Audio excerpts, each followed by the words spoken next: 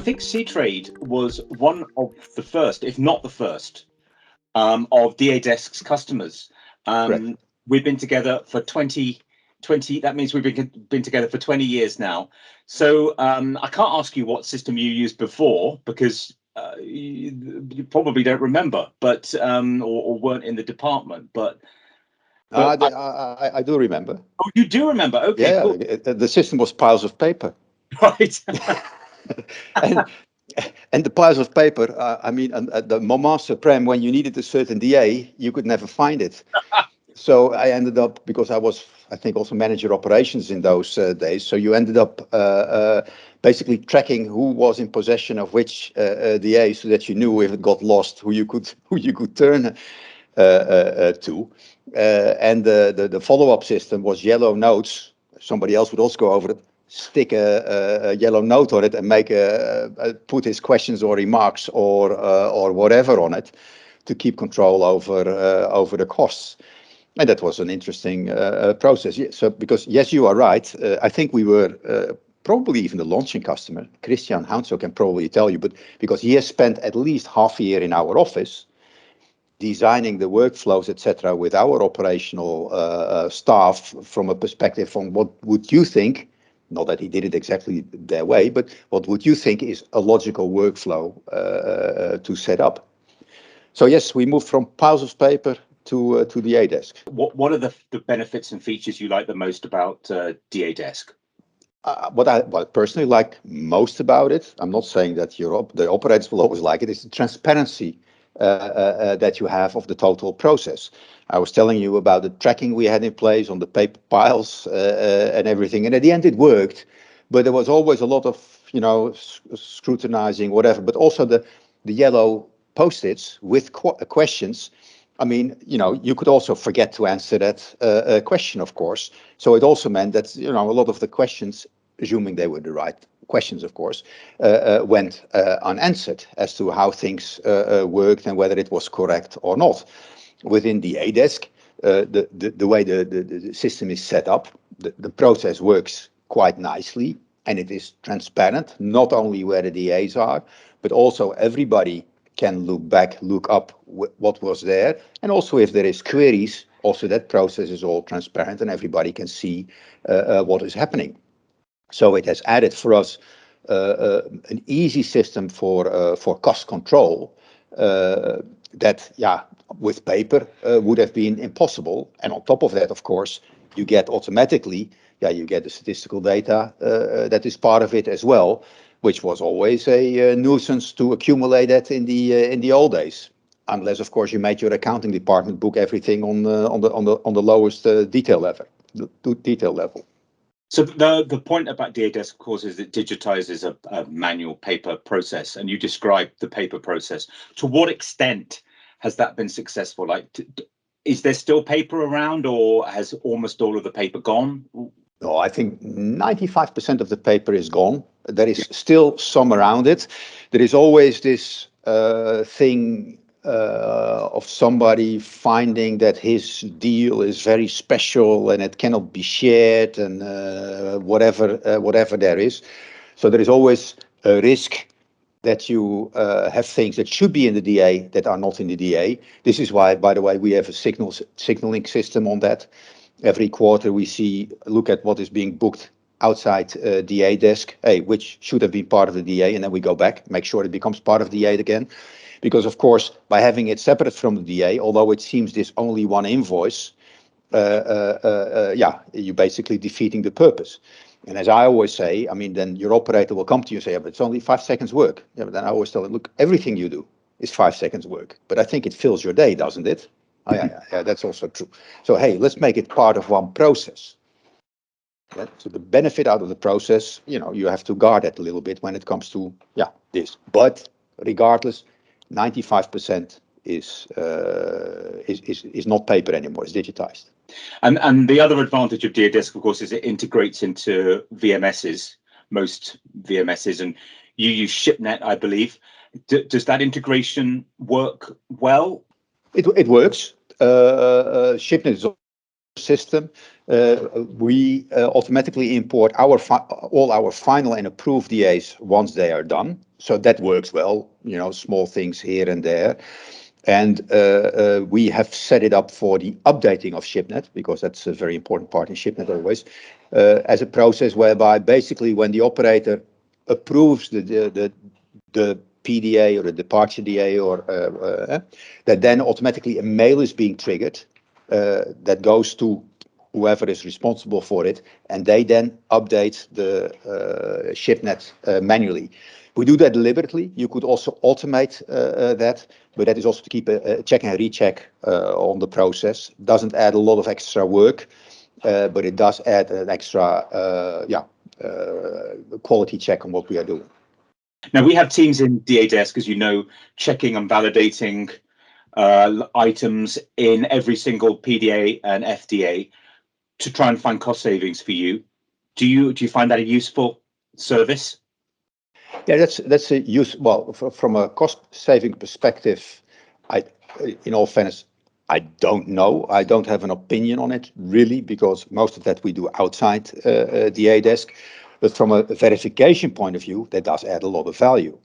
As you were asking about the paper and the risks of it staying outside DA Desk, sometimes on small amounts, here we see that the biggest challenge is actually not so much on your side, it's more on our side, making sure that your teams always have the agreements that we made. Yeah. Because if you don't have the agreement, you can't check on the basis of the agreement, and then it always becomes difficult. Again, that is the process, and that is something that we are guarding to make sure that DA Desk always has all the written agreements on the basis of which they can verify our DAs. Because otherwise, if you don't do that, you still have to do everything manual as well. Then it is a double up, of course. We are running on your behalf critical processes for you, so it's really important that the security is perfect, that the reliability is perfect, the customer service is really great.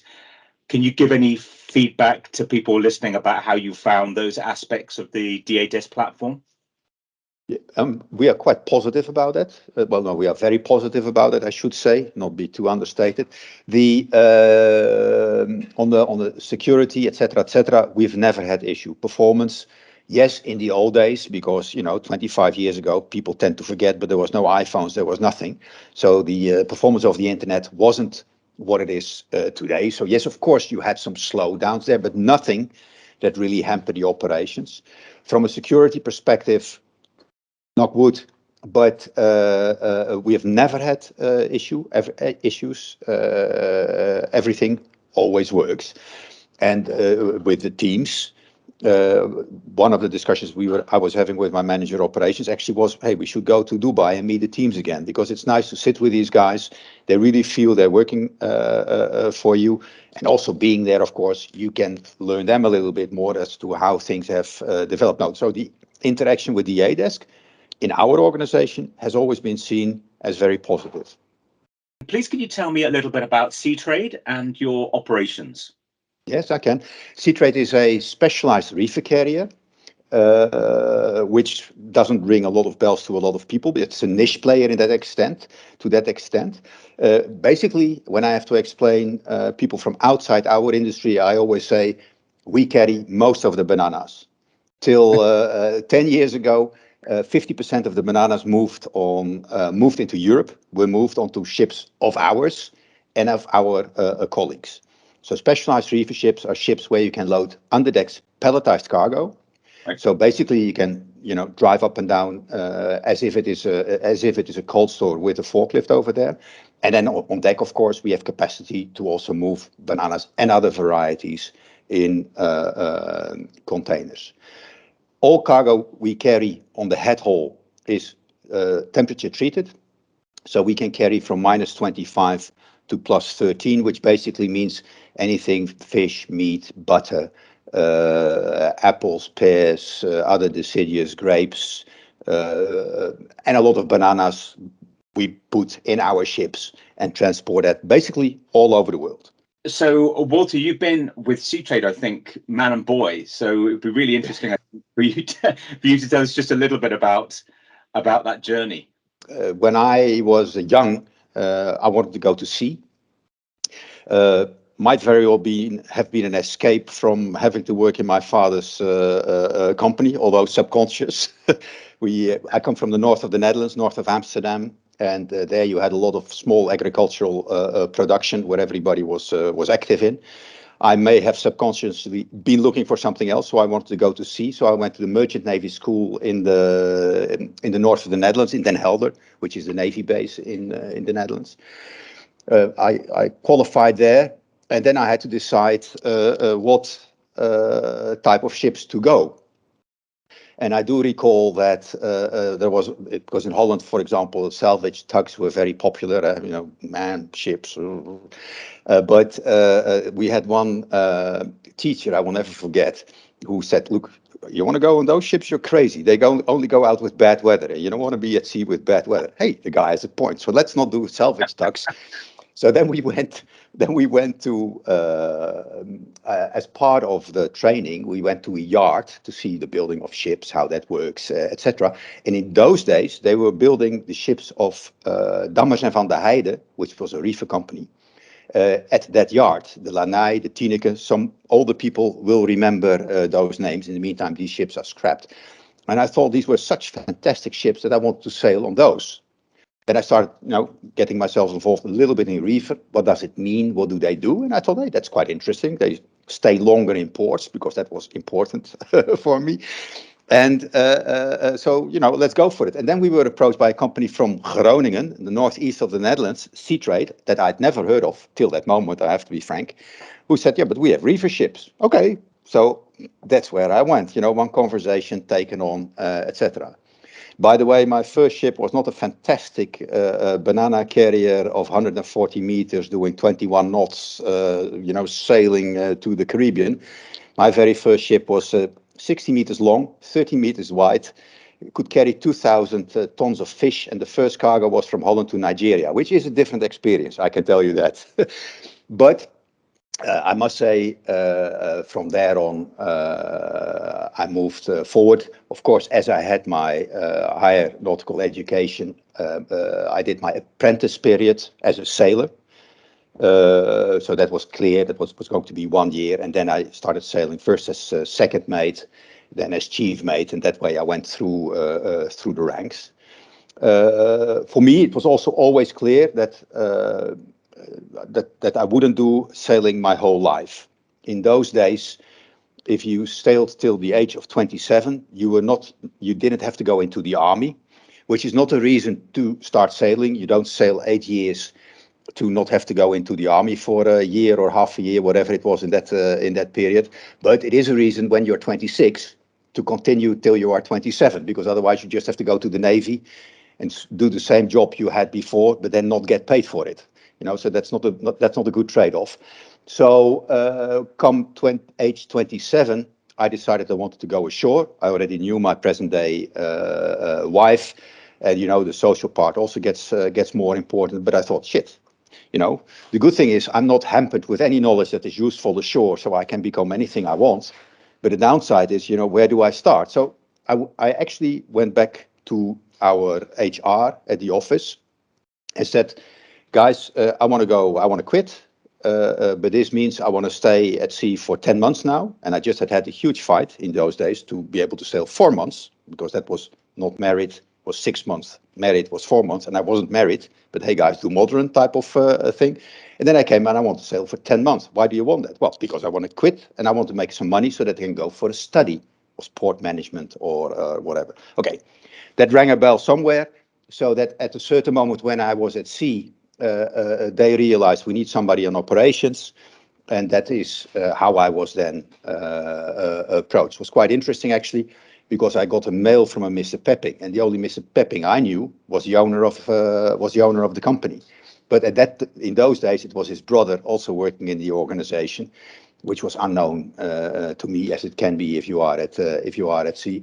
And I was basically, when the ship was in Rotterdam, I was asked whether I wanted a job in operations. So that's how I started in operations, which was in '88.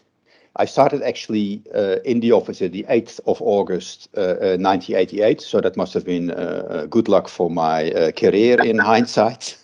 although at that moment I wasn't aware of it, but that's something else. As said, was taken on for operations, but at the moment that I joined the office, somebody else resigned, and that somebody was very involved in the West African trade, chartering and loading ships and what have you. So then they needed somebody that could load ships, which was me. So I ended up first half a year as a port captain and operator, which I can tell you is quite an interesting combination, because there is only 24 hours in a day. And even in the Netherlands, which is a very small country, I managed to sail, to drive 30,000 kilometers every quarter, just to go from the ports to the office, to the ports to the office, and what have you. Anyway, so that way I got into the West African business. From there into the chartering of a lot of fish in those days. And then I moved on, having the luck that we were in a growing company, because in the peak, I think 10, 15 years ago, we had almost 150 ships. And then, moved more towards liner, towards management, etc.